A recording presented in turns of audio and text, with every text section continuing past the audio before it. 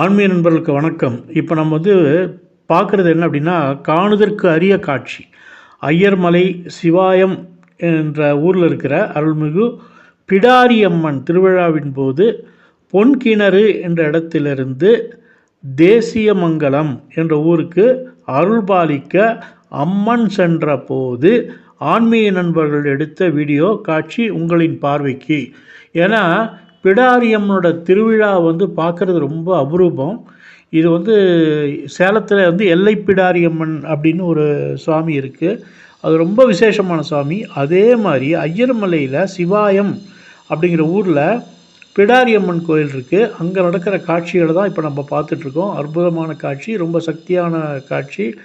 இதை பார்க்கும்போது நமக்கு எல்லா விதமான துன்பங்களும் துயரங்களும் நீங்குங்கிறது சத்தியம். இந்த பிடாரிங்கிறது எல்லை காவல் தெய்வம். அந்த எல்லை காவல் தெய்வம் எல்லாரையும் காக்கட்டும்.